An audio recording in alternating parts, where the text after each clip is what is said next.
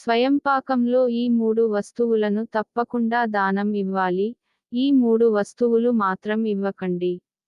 స్వయంపాకం అంటే ఏమిటి? స్వయంపాకంలో ఏమేమి ఇవ్వాలి?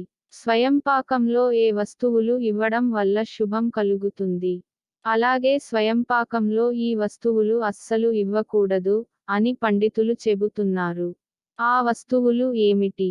స్వయంపాకం గురించి పూర్తి వివరాలు ఈ వీడియోలో తెలుసుకుందాం. మీరు కనుక ధర్మ సందేహాలు తెలుగు ఛానల్ని మొదటిసారిగా చూస్తున్నట్లయితే తప్పకుండా సబ్స్క్రైబ్ చేసుకోవాల్సిందిగా కోరుచున్నాము. అలాగే వీడియోని లైక్ చేసి షేర్ చేయగలరు. 1.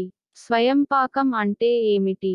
స్వయంపాకం అంటే ఒక కుటుంబం సొంతంగా వండుకోవటం అని అర్థం. అయితే ఏమైనా పండుగలు, వివాహాది శుభకార్యాలకు, అశుభ కార్యక్రమాలకు పురోహితులకు, అర్చకులకు ఇచ్చే సామాగ్రినే స్వయంపాకంగా చెప్పవచ్చు. ఒక కుటుంబం ఒకరోజు తమ కడుపు నిండా తినే వంటను స్వయంపాకం అని అంటారు.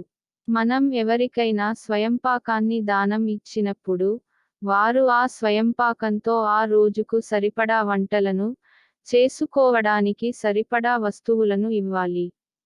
స్వయం హిపాకః పచన ఏవ సద్బంధు శ్రోత్రియ విప్రముఖ్యైః దారైస్సుపుత్రైరథవా సుశిష్యైః కృతో హి పాక స్వయమేవ పాకః. 2. స్వయం పాకాన్ని ఎందుకు ఇవ్వాలి? స్వయం పాకాన్ని పితృదేవతలను సంతృప్తి పరచడానికి, అలాగే ఏదైనా శుభకార్యాలు జరుగుతున్నప్పుడు ఎటువంటి విఘ్నాలు జరగకుండా బ్రాహ్మణుల దీవెనల కోసం స్వయంపాకాన్ని ఇవ్వడం జరుగుతుంది. సాధారణంగా బ్రాహ్మణులు బయటి భోజనం తినరు. వారు చేసే అనుష్ఠానం వల్ల వారు ఎక్కడ పడితే అక్కడ భోజనాలు చేయరు. అనుష్ఠానం అంటే ఆచారం, నడవడి, వివిధ ధర్మ కర్మలు.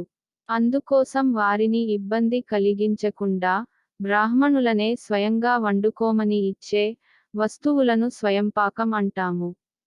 3. స్వయంపాకం ఎవరెవరికి ఇవ్వాలి? స్వయంపాకానికి ముఖ్యంగా బ్రాహ్మణులకు ఇస్తారు.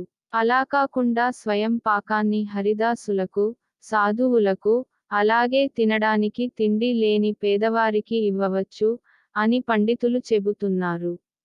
4. స్వయం పాకాన్ని ఎప్పుడెప్పుడు ఇవ్వాలి?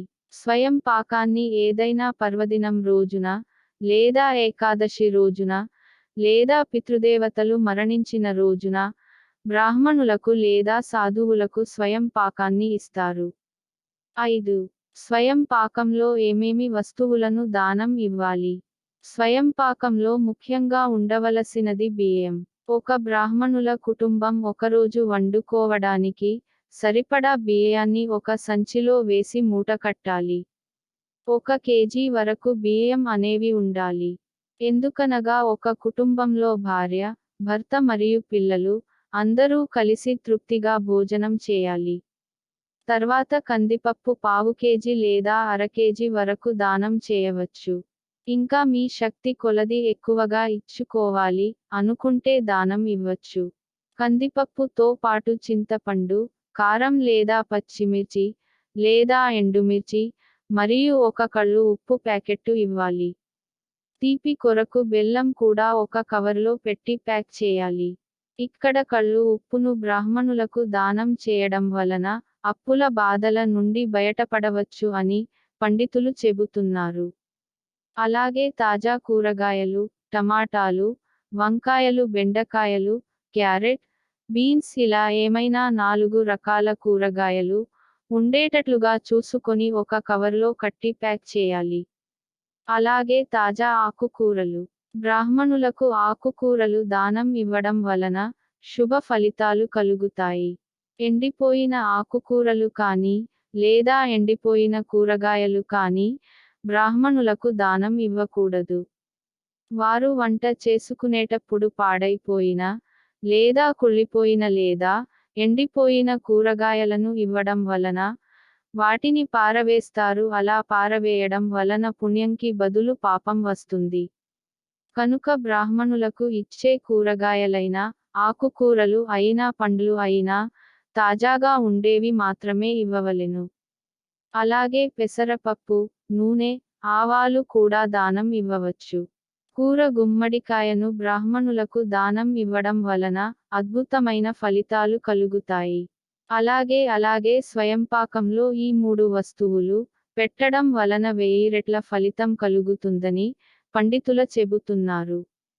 స్వయంపాకం ఇచ్చేటప్పుడు అందులో తప్పకుండా కొబ్బరికాయ ఉండేటట్లుగా చూసుకోవాలి.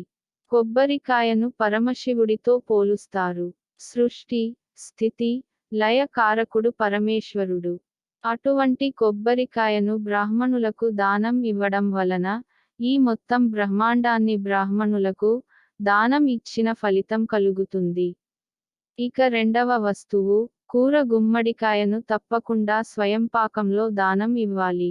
అలాగే దానం ఇచ్చేటప్పుడు తప్పకుండా తులసీదళాన్ని స్వయంపాకంలో ఇవ్వవలసి ఉంటుంది. స్వయంపాకంలో తులసి దళాన్ని కనుక మీరు దానం ఇస్తే మీకు 1000 రెట్ల ఫలితం దక్కుతుంది.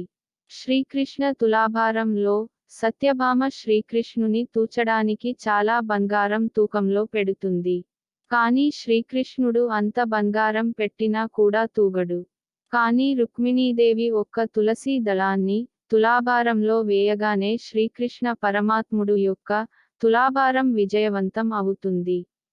శ్రీకృష్ణుడికి మరియు శ్రీమన్నారాయణుడికి తులసీదళం అంటే చాలా ప్రీతికరము.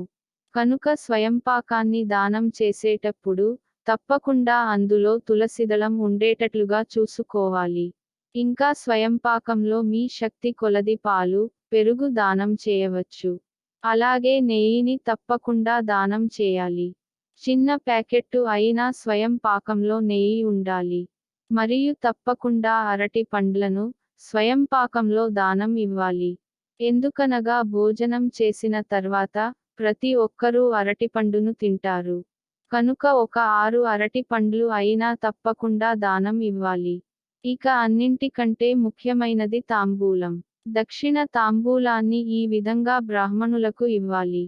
2 తమలపాకులు తీసుకుని దానిలో 2 అరటి పండ్లు మరియు ఏమైనా 2 రకాల పండ్లు అనగా ఆపిల్, నారింజ లేదా దానిమ్మ లేదా అరటి పండ్లు మరియు 2 వక్కలు, మీ శక్తి కొలది దక్షిణ తాంబూలం 101, ఇంకా మీ శక్తి కొలది ఎక్కువ ఇచ్చుకున్న పరవాలేదు కానీ తప్పకుండా ఇచ్చి తాంబూలంలో రూపాయి మాత్రం ఉండాలి.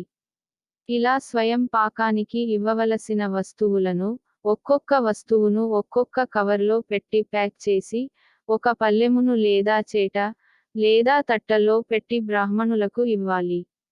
ఇవేమీ లేనప్పుడు ఒక సంచిలో పెట్టి అయినా స్వయంపాకాన్ని బ్రాహ్మణులకు దానం ఇవ్వవచ్చు.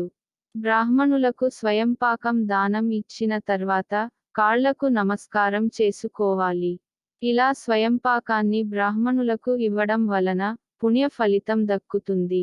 అలాగే పితృదేవతలను సంతృప్తి పరచడానికి ఈ విధంగా కనుక మీరు స్వయంపాకాన్ని బ్రాహ్మణులకు దానం ఇస్తే పితృదేవతల యొక్క ఆశీస్సులు తప్పకుండా కలుగుతాయి. స్వయం పాకాన్ని ఎక్కువగా కార్తీక మాసంలో బ్రాహ్మణులకు దానం ఇవ్వడం వలన శుభ ఫలితాలు కలుగుతాయి. మనం ఇచ్చే స్వయంపాకం తీసుకున్న బ్రాహ్మణులు మనల్ని మంచిగా ఆశీర్వదించేటట్లుగా వారి దగ్గర దీవెనలు తీసుకోవాలి. 6.